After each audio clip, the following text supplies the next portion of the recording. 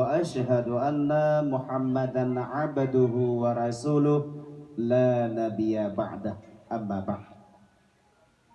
Pertama sekali, mari sama-sama tanya selaku hamba Allah, bek bosan-bosan sabi-sabi, walau cukup le ka urung-urung yang ka bosan, tapi tanya tamalake ba Allah bek bosan-bosan, puja syukur ketanya puo ke sidropo to Allah.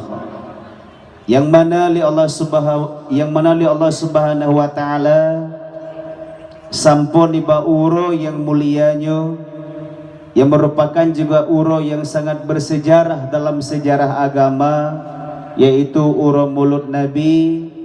Ia juga merupakan uro yang sangat bersejarah bagi bangsa Aceh, uro musibah, yaitu uro mengenang tsunami. Le saudara-saudara getanyo yang kagua Allah, baik suami getanyo, anak getanyo, keluarga getanyo, tamlake ba Allah ban bandung be aso syurga. Amin. Amin ya rabbal alamin.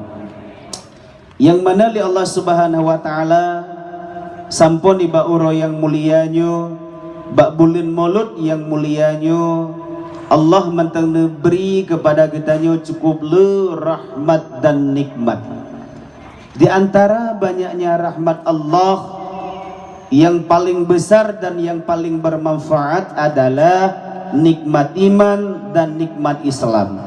Walau seolah-olah di zaman lawitnya wate tanyo ceket tentang iman, seolah-olah itu bukan hal yang menarik, bukan materi yang gede. Wate tak pegah tentang iman, malah nayangkeun gaduh ku pegah hata-hata set, gaduh ku pegah masalah iman, Islam.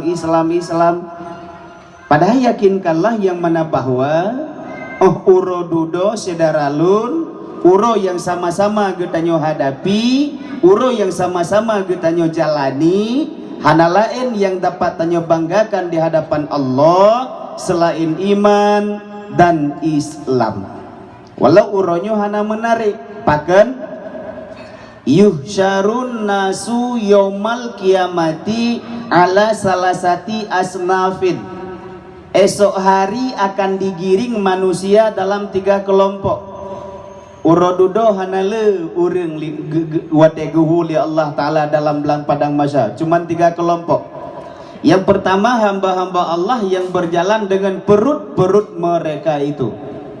Idunya hantam takala nawak jangan perut. Paling-paling menyatakan awak minta sedekah kadang-kadang gese ngan punggung atau ngan tuut. Yang lagi uli hantam takalan.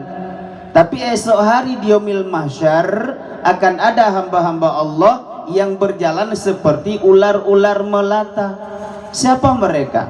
Mereka adalah hamba-hamba Allah yang memakan makanan yang haram dan yang meminum minuman yang haram dan yang menjual makanan yang haram dan minuman yang haram. Yang kedua, hamba-hamba Allah yang berjalan kepala ke bawah, kaki ke atas. Urang wate geja urododo uleu yuk gaki wate lagi ke pusu urang. Siapa mereka? Mereka adalah hamba-hamba Allah yang munafik.